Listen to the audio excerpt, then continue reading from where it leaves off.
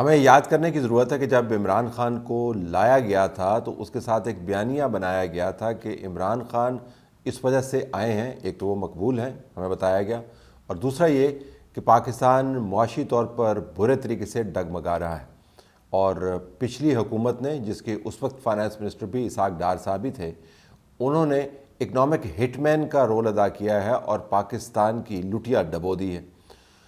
फिर जब इमरान खान के दौर के अंदर मुआशी हालात बेहतर नहीं हुए तो ये आर्गूमेंट डेवलप किया गया कि इमरान खान अपनी बदतरीन पॉलिसियों की वजह से और अपनी सियासत में अमूमी अदम दिलचस्पी की वजह से, उस सियासत के अलावा जिसके ज़रिए उन्होंने अपना सर्वाइवल इंश्योर करना होता है, उन्होंने पाकिस्तान की मईशत की ऐसी की तैसी कर दी।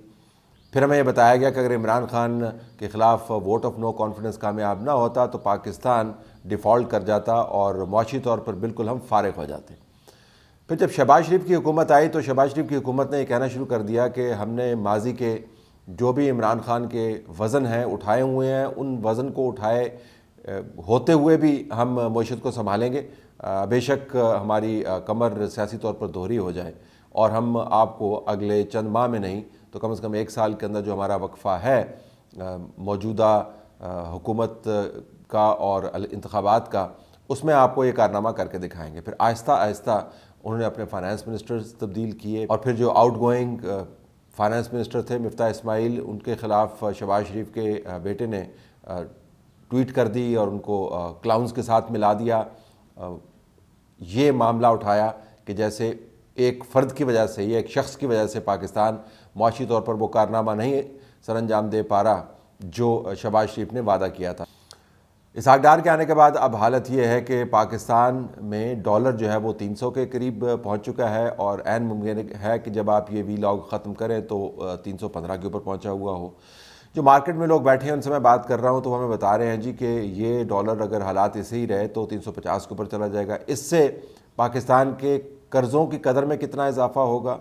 रुपये और डॉलर का मामला अगर सादा सा होता तो फिर हम इसके ऊपर इतनी ज़्यादा तवज्जो नहीं देते, लेकिन इसके साथ पाकिस्तान के लोगों की किस्मत जुड़ी हुई है। ये एक इस्तारा बन गया है कि पाकिस्तान के अंदर महंगाई का किस किस्म का तूफ़ान आने वाला है। अगर आप समझते हैं कि आपने ये तूफ़ान देख लिया है तो आने वाले दिनों में ये महंगाई दुगनी हो सकती है। ये महंगाई उस हद तक पहुंच गई है कि अब एदाद शुमार भी इसकी मुकम्मल तौर पर गिरफ्त नहीं कर सकते, तज्जियाती तौर पर इसका अहाता नहीं कर सकते। लेकिन हम आपको ये बता दें कि जो लिविंग मेमोरी है हमारी जनरेशन की, इसके अंदर पाकिस्तान में महंगाई बुलंद तरीन सतह पर पहुंची हुई है। अब जो मंतकी नतीजा है उस तमाम तज्जिए का, जिससे मैंने आगाज़ किया कि इमरान खान को क्यों लाया गया, फिर इमरान खान क्यों गए, फिर शहबाज शरीफ साहब क्यों आए, उसका नतीजा तो यही निकलना चाहिए कि शहबाज शरीफ की हुकूमत भी फारिग हो जानी चाहिए। क्योंकि अगर आप मईशत को नहीं संभाल सकते और पाकिस्तान के अंदर मुआशी हड़बौंग मचा हुआ है और आपको कोई सिरा समझ नहीं आ रहा, तो फिर किसी ना किसी को तो इसकी पॉलिटिकल कॉस्ट उठानी पड़ेगी। और ज़ाहिर अपोजिशन में अगर इमरान खान बैठे हुए हैं तो उनको तो कॉस्ट नहीं उठानी पड़ेगी, तमाम की तमाम कॉस्ट शहबाज शरीफ को उठानी पड़ेगी। और कॉस्ट का तरीका एक ही है कि आप ताकत खो देते हैं। अभी ताकत खोते हैं नहीं खोते, लेकिन सियासी तौर पर इन्होंने अपनी कदर बिल्कुल खो दी है। शहबाज शरीफ की हुकूमत का दावा ये रहा है कि हमारी पार्टी के अंदर बड़े बड़े जगादरी, बड़े बड़े समझदार, दानिशमंद, मईशतदान बैठे हुए हैं।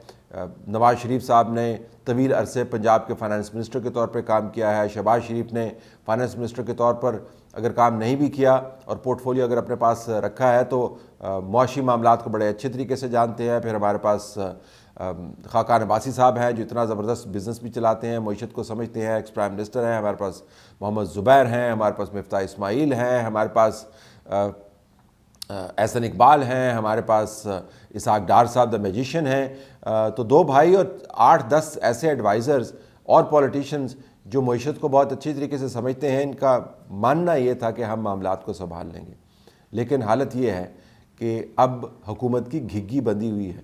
जो महंगाई है उससे आप वक्ती तौर पर तो डिस्ट्रैक्ट कर सकते हैं। मरीम नवाज़ साहिबा बड़ा सख्त जुमला इस्तेमाल कर लें अदलिया के ख़िलाफ़, बड़ा सख्त जुमला इस्तेमाल कर लें इमरान खान के ख़िलाफ़, और तमाम तर सियासी जोश व खरोश के साथ तकारीर करें, लेकिन बुनियादी बात यही है कि लोगों के घर में रोटी नारों से नहीं आती, लोगों के घर में रोटी तसल्लियों से नहीं आती, लोगों की नौकरियां इमरान खान को ब्लेम करने से नहीं आती। और अगर ये नहीं आएंगी तो ज़ाहिर है सियासी तौर पर आपकी दाल का तो दलिया यकीनन बनेगा, और वो दलिया होगा जो आप खा भी नहीं सकेंगे।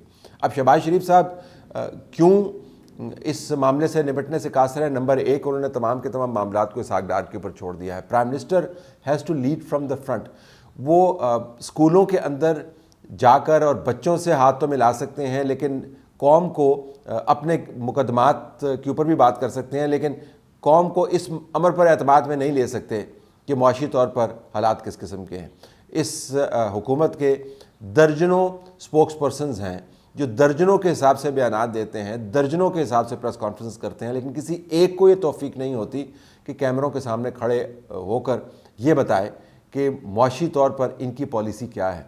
वो ये भी बताने से कासिर हैं कि IMF का जो वफद यहाँ पर आया, 9 दिन उसने गुजारे, उसके बाद आपने तिफल तसल्लियाँ दी और कहा कि मुआहदा बस होने वाला है, अब ये जाएंगे और वर्चुअल मीटिंग होगी और उसके बाद हमने मामलात तय कर लेने हैं। उस मुआहदे का क्या हुआ?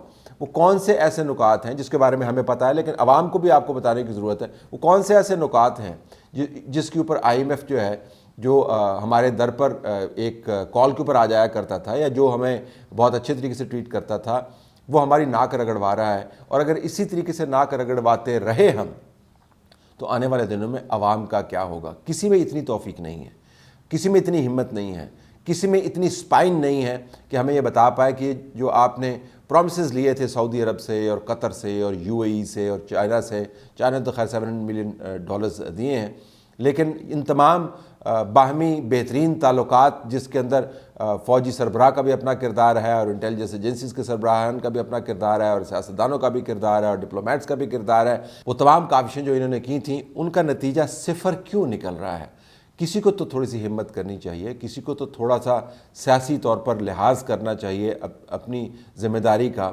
लोगों को ये बताना चाहिए कि इस वक्त पाकिस्तान के जो ज़िम्मेदारान हैं वो आने वाले दिनों में अवाम के सर पर जो महंगाई का तूफ़ान टूटने वाला है, उसके अलावा जो टूट चुका है, उसके बारे में वो क्या सोचते हैं। बहुत हो गया तो एक मीटिंग कर लेते हैं और उसके अंदर ये तय करते हैं कि हमने कफ़ायत शारी अपनानी है जी, हमने बड़ी गाड़ियाँ नीलाम कर दें जी, आप जो है इनके पैसे रोक दें जी, इनकी पेंशन्स रोक दें जी।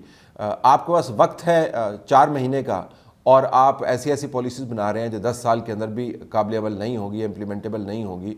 तो बुनियादी तौर पर आप लोगों को डिस्ट्रैक्ट कर रहे हैं। शहबाज शरीफ की हुकूमत को थोड़ा सा लिहाज करना चाहिए, सियासी शर्म हया का मुजाहरा करना चाहिए, लोगों के सामने आके वजाहत के साथ बताना चाहिए कि भाई वो क्या हुआ IMF के साथ इंगेजमेंट का दौर, उसका नतीजा क्या निकला, वो कहाँ गए तमाम डॉलर्स जो आपने अपने दोस्तों के साथ मिलकर तय किए थे कि हमारे पास आएंगे, वो कहाँ पर गई फ्लड रिलीफ वाली बड़ी बड़ी UN के अंदर तकारीर के नतीजे में कमिट होने वाली एड, वो सब कुछ कहाँ पर है? और अगर वो सब कुछ नहीं भी है तो आवाम का क्या कसूर है जिसको आप हर रोज़ चक्की के अंदर पीसते हैं? कभी आप बिजली के यूनिट के अंदर इजाफा कर देते हैं, कभी आप गैस के अंदर इजाफा कर देते हैं, और जो इन्फ्लेशन है वो आपके कंट्रोल में बिल्कुल नहीं है। आपके पास स्ट्रेटजी है तो है क्या?